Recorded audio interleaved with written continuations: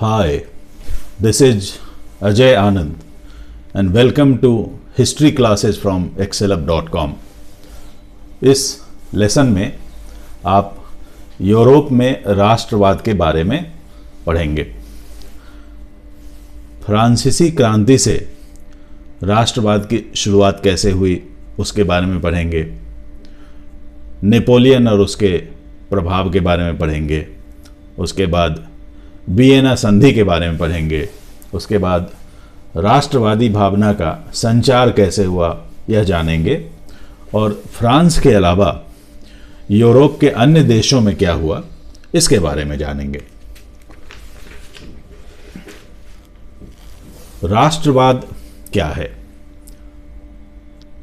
राष्ट्रवाद एक ऐसी विचारधारा है जो किसी भूभाग के सदस्यों में एक साझा पहचान को बढ़ावा देती है और इसके लिए कई प्रतीकों का सहारा लिया जाता है, जैसे राष्ट्रीय ध्वज, राष्ट्रगान, प्रतीक चिन्ह, एक साझा ऐतिहासिक विरासत इत्यादि।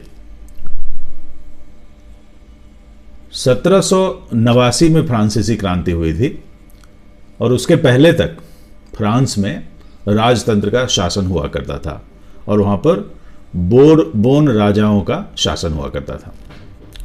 1789 की फ्रांसीसी क्रांति में क्रांतिकारियों ने राजा को सत्ता से हटा दिया और राजतंत्र के स्थान पर प्रजातंत्र की बहाली कर दी। क्रांतिकारियों ने राष्ट्र की भावना को रचने के लिए कई काम किए। उन्होंने एक पितृभूमि की धारणा दी, जैसे हमारे यहाँ मातृभूमि कहते हैं, और बताया कि पितृभूमि के सभी नागरिक समान होते हैं। स्टेट जनरल के सदस्यों को चुनकर लाया गया, उनका चुनाव हुआ और स्टेट जनरल का नाम बदलकर नेशनल असेंबली रखा गया। पुराने राजकीय झंडे के स्थान पर एक नया झंडा बनाया गया, राष्ट्रगान बनाया गया, शहीदों का स्मरण किया गया, एक केंद्रीय प्रशासनिक व्यवस्था बनाई गई जिसके तहत हर नागरिक को समान अधिकार दिए गए और पूरे फ्रांस में फ्रेंच भाषा को बढ़ावा दिया गया और स्थानीय बोलियों को पर्दे के पीछे धकेला गया, क्योंकि ऐसा माना गया कि यदि सभी लोग एक ही भाषा बोलेंगे तो उनमें एकता की भावना को बल मिलेगा। इस क्रांति का यूरोप के अन्य भागों पर भी प्रभाव पड़ा और यूरोप के अन्य शहरों में पेरिस की तर्ज पर लोगों ने जैकोबिन क्लब बनाने शुरू किए, जिसमें मध्यम वर्ग के आदमी खासकर आते थे, उदारपंथी लोग आते थे और वे वहाँ पर उदारवाद और राष्ट्रवाद के बारे में चर्चाएं करते थे। 1790 के दशक में जब फ्रांस की सेना ने हॉलैंड, बेल्जियम, स्विट्जरलैंड, इटली आदि में घुसपैठ की तो सेना के साथ साथ इन इलाकों में राष्ट्रवाद की भावना का भी प्रसार हुआ। फ्रांसीसी क्रांति के बाद रूढ़िवादी ताकतें दोबारा सत्ता हथियाना चाहती थी और उनकी कोशिश कामयाब भी हो गई। इसकी परिणति हुई जब नेपोलियन फ्रांस का राजा बना। नेपोलियन ने 1804 से 1815 के बीच फ्रांस पर शासन किया और उसने दोबारा राजतंत्र की स्थापना कर दी। लेकिन नेपोलियन ने कुछ ऐसे सुधार किए, खासकर प्रशासन के क्षेत्र में, जिसके दूरगामी प्रभाव हुए। 1804 में नेपोलियन ने सिविल कोड लाया, जिसे नेपोलियन कोड भी कहते हैं।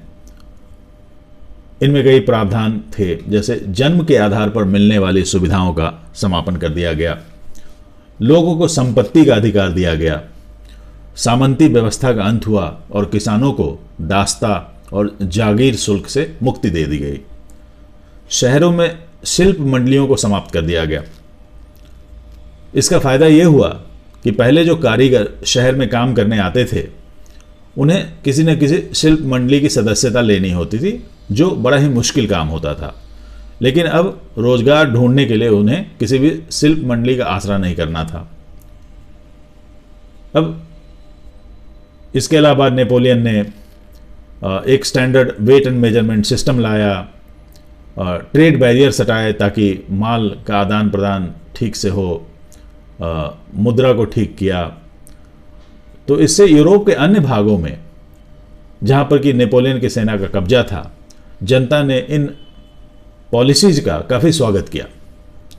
लेकिन बाद में जब नेपोलियन ने टैक्स बढ़ाए और लोगों को ज़बरदस्ती फ्रांसीसी सेना में शामिल करना शुरू किया, तब लोगों को समझ में आया कि स्वतंत्रता की कितनी बड़ी कीमत चुकानी पड़ रही है, और लोगों ने धीरे धीरे इस बात का विरोध करना शुरू किया। राष्ट्रों के उदय के कई कारण थे। उनमें से मुख्य कारण थे अभिजात वर्ग, मध्यम वर्ग का उदय, उदार राष्ट्रवाद की भावना, मताधिकार और आर्थिक उदारीकरण। उस जमाने में पूरे यूरोप में एक कुलीन वर्ग हुआ करता था, जो रईस था, जिसके पास संपत्ति थी, जमीन थी, उनके बड़े बड़े भवन थे, और इनकी जमीनों पर किसान काम किया करते थे। यह कुलीन वर्ग फ्रेंच भाषा बोलता था, क्योंकि फ्रेंच भाषा बोलना उस जमाने में शान समझा जाता था। तो ये लोग स्थानीय भाषाएं नहीं बोलते थे।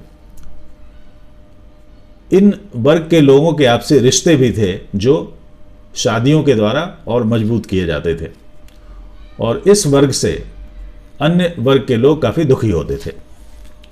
यह वह दौर था जब औद्योगिकीकरण हो रहा था, और औद्योगिकीकरण के कारण व्यवसाय भी बढ़ रहा था, जिससे एक नए मध्यम वर्ग का उदय हो रहा था, जिसमें पढ़े लिखे लोग थे, प्रोफेसर थे, कारखानों में काम करने वाले लोग थे।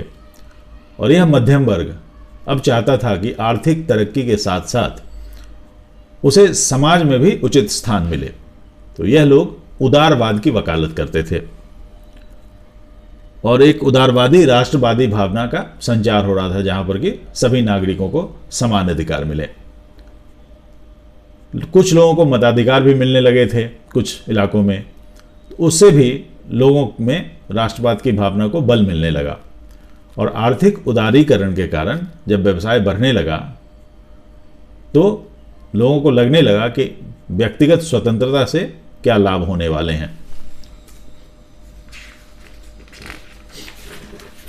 वियना संधि 1815 में ब्रिटेन, रूस, प्रशिया और ऑस्ट्रिया की मिलीजुली ताकतों ने नेपोलियन को हरा दिया,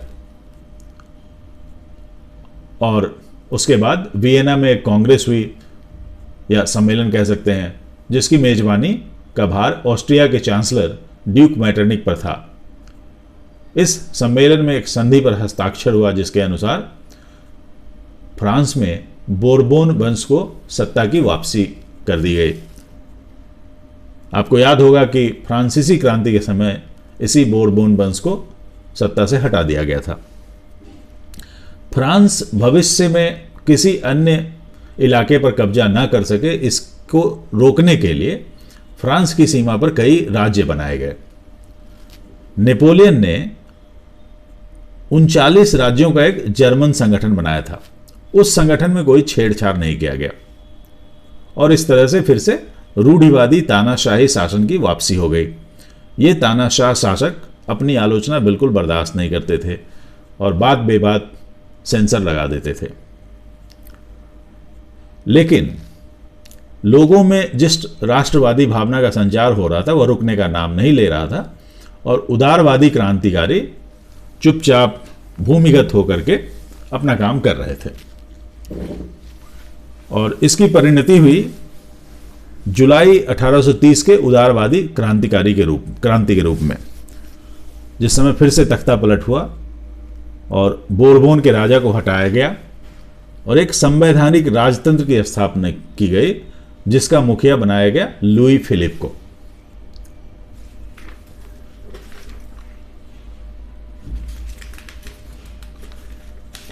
भूखमरी और विरोध। 1830 का दशक यूरोप के लिए आर्थिक मंदी का दशक था। जनसंख्या तेजी से बढ़ी थी, गांवों से लोग शहरों की ओर पलायन कर रहे थे, रोजगार के अवसर नहीं थे, इसलिए बेरोजगारी भी बहुत ज़्यादा बढ़ रही थी। उस जमाने में यूरोप के अन्य भागों की तुलना में इंग्लैंड में औद्योगिकरण ज़्यादा तेज़ी से हुआ था, इसलिए इंग्लैंड की मिलों के बने सस्ते सामान यूरोप के अन्य भागों के सामानों को कड़ी टक्कर दे रहे थे। फसल का भी नुकसान हुआ था और दाम गिर गए थे, तो पूरी जनता पर भूखमरी की नौबत आ गई थी। लोग खाने को मोहताज थे और यह गुस्सा धीरे धीरे उबलने लगा और 1848 में विद्रोह इतना बढ़ गया कि लोग सड़कों पर उतर गए। पेरिस में हालत इतनी खराब थी कि लुई फिलिप को भागना पड़ा। फिर वहाँ पर तख्ता पलट हुआ और एक नेशनल असेंबली बहाल की गई और नेशनल असेंबली ने फिर से प्रजातंत्र को बहाल किया। इस बार वयस्क पुरुषों को, जिनकी उम्र 21 से अधिक थी, सबको मताधिकार दे दिया गया। तो इस तरह से कह सकते हैं कि दोबारा जो है फ्रांस में प्रजातंत्र की बहाली हुई। अब देखते हैं कि यूरोप के अन्य देशों में क्या हुआ। ग्रीस की आज़ादी। ग्रीस ऑटोमन साम्राज्य का हिस्सा हुआ करता था और ग्रीस की आज़ादी का संघर्ष 1821 में शुरू हुआ। इस संघर्ष को ग्रीस के उन लोगों का भी समर्थन प्राप्त हुआ जिन्हें किसी न किसी बात पर ग्रीस से देश निकाला दे दिया गया था, और पश्चिमी यूरोप के अधिकांश लोगों ने इसका समर्थन किया क्योंकि वे ग्रीस के महान इतिहास का सम्मान करते थे। आखिरकार 1832 में कॉन्स्टेंटिनोपल की ट्रीटी पर हस्ताक्षर हुआ, जिससे ग्रीस को एक स्वतंत्र देश की मान्यता मिल गई।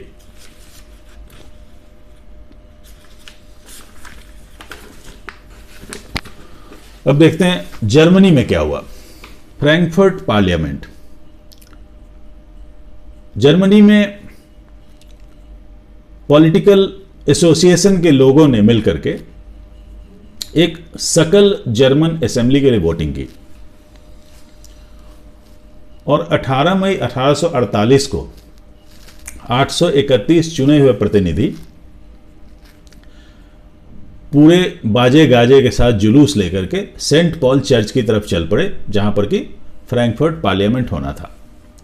उस पार्लियामेंट में जर्मन राष्ट्र का संविधान तैयार किया गया और इस संविधान के अनुसार उस राष्ट्र की कमान राज परिवार के आदमी को देने का ऑफर किया गया, जो कि पार्लियामेंट को जवाबदेह होता।